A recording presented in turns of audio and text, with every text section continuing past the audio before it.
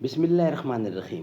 ناظرین، وی log number 295 اور اس کی دوسری قسط ہے اور پیج ہے 267، معارف القرآن جلد نمبر 2، سورۃ آل عمران نمبر 3 اور آیت نمبر 194۔ ناظرین، روزانہ کی بنیاد پر ہم آپ کے سامنے رکھ رہے ہیں قرآن کریم کا ترجمہ، تشریح، تفسیر اور تلاوت کلام پاک۔ ناظرین، اس کتاب کا ٹائٹل ہے معارف القرآن جلد نمبر 2، سورۃ آل عمران سے لے کر سورۃ النساء تک، پارہ نمبر 3 کا رکوع نمبر 9 سے لے کر پارہ نمبر 6 کا رکوع نمبر 4، اور رائٹر ہیں اس کتاب کی حضرت مولانا مفتی محمد شفیع صاحب عثمانی رحمۃ اللہ علیہ، مفتی اعظم پاکستان۔ نحمده ونصلي على رسوله الكريم، بسم الله الرحمن الرحيم۔ قال النبي صلى الله عليه وسلم: خيركم من تعلم القرآن وعلمه۔ بہترین لوگ وہ ہیں جو خود بھی قرآن پڑھیں، دوسروں کو پڑھائیں، سکھائیں اور لکھائیں۔ بندہ مزدور کو جا کر میرا پیغام دے۔ خضر کا پیغام کیا ہے؟ یہ پیام کائنات اے کہ تجھ کو کھا گیا سرمایہ دار ہی لگر، شاخ آہو پر رہی صدیوں تلک تیری برات، دست دولت آفریں کو مزدیوں ملتی رہیں، اہل ثروت جیسے دیتے ہیں غریبوں کو زکوٰۃ، اہل ثروت جیسے دیتے ہیں غریبوں کو زکوٰۃ۔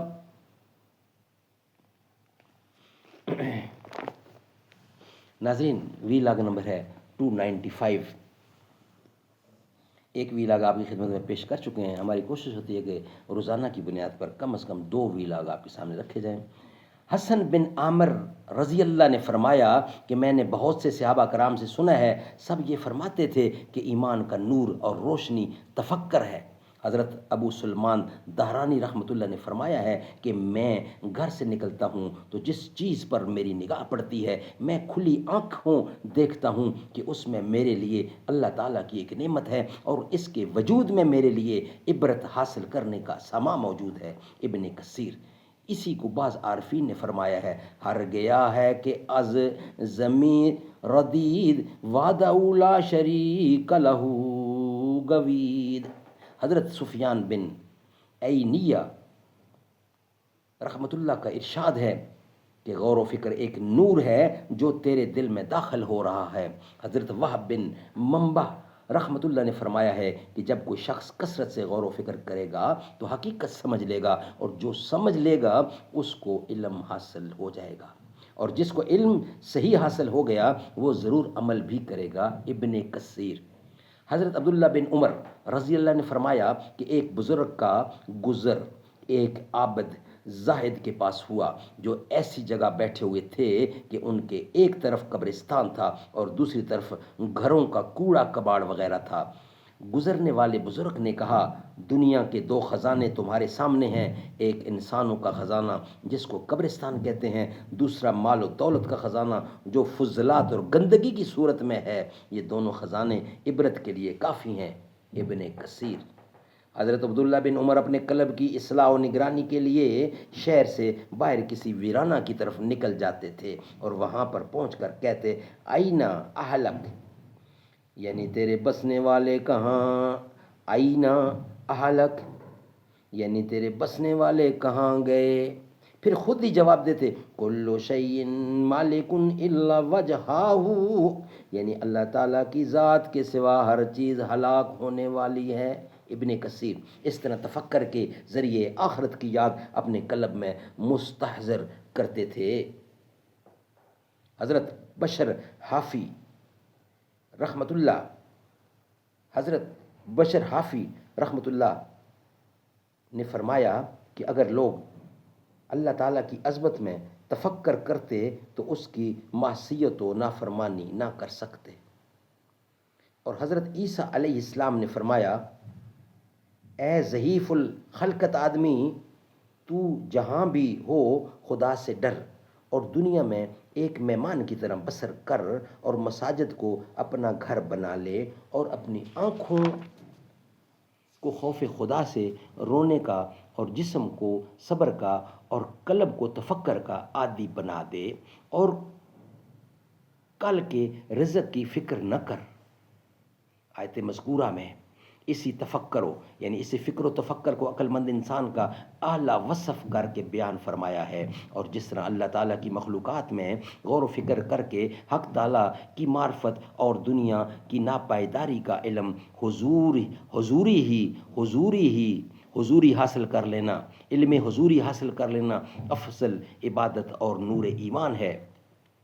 اسی طرح آیت الہیہ کو دیکھنے اور برتنے کے باوجود خود ان مخلوقات کی ظاہری ٹیپ ٹاپ میں الجھ کر رہ جانا اور ان کے ذریعے مال کے حقیقی کی معرفت حاصل نہ کرنا سخت نادانی اور ناسمجھ بچوں کی سی حرکت ہے۔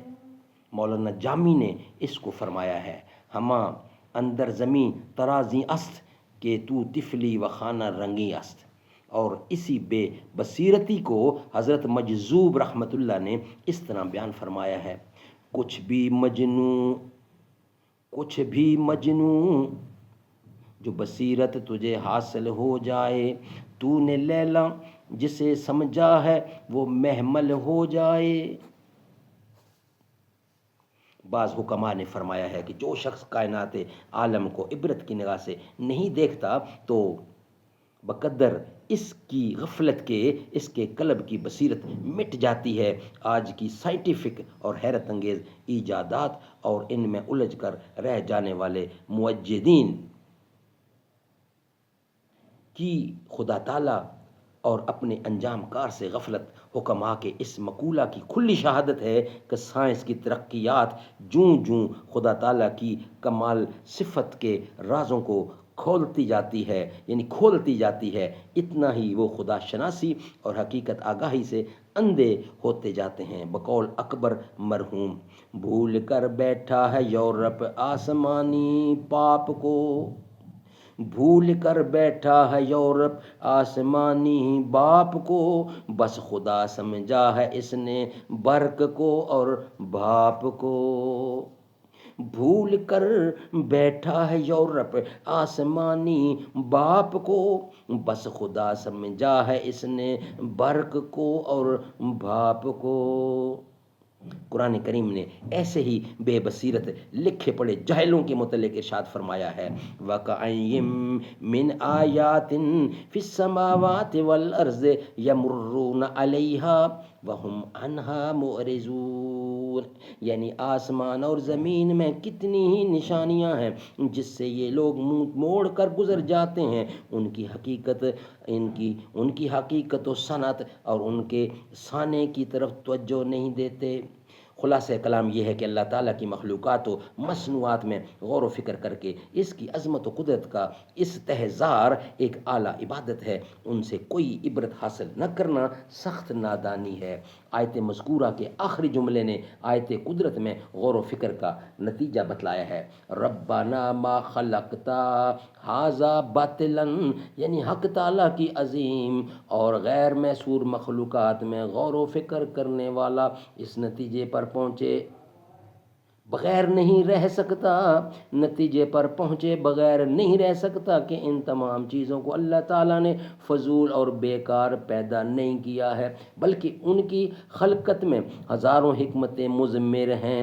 ان سب کو انسان کا خادم اور انسان کا مخدوم کائنات بنا کر انسان کو اس غور و فکر کی دعوت دی ہے کہ ساری کائنات تو اس کے فائدہ کے لیے بنی ہے اور انسان خدا تعالیٰ کی اطاعت و عبادت کے لیے پیدا ہوا ہے، یہی اس کا مقصد و زندگی ہے۔ اس کے بعد غور و فکر اور تفکر و تدبر کے نتیجے میں وہ لوگ اس حقیقت پر پہنچے کہ کائنات عالم فضول و بیکار پیدا نہیں کی گئی، بلکہ یہ سب خالق کائنات کی عظیم قدرت و حکمت کے روشن دلائل ہیں۔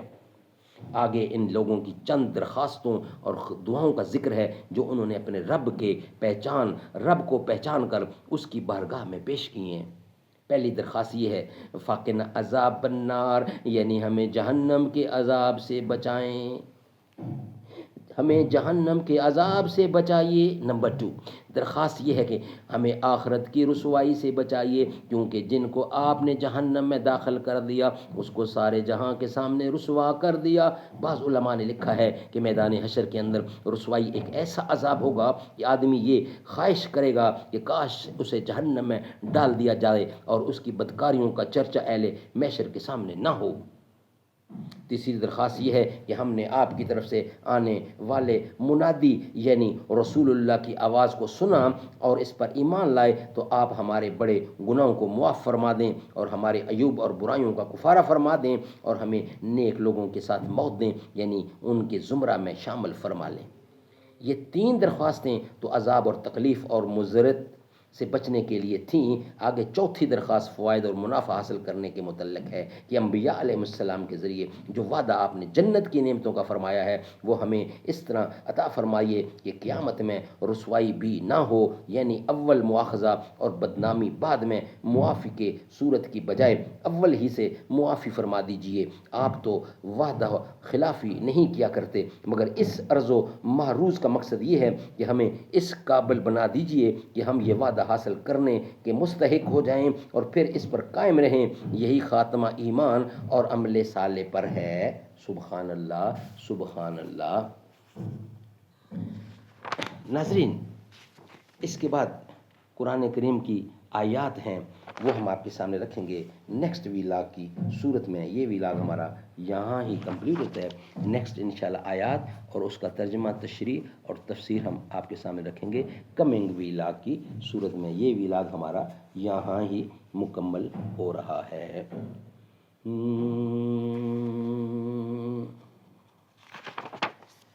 کیا شان رسالت ہے سرکار مدینہ کی،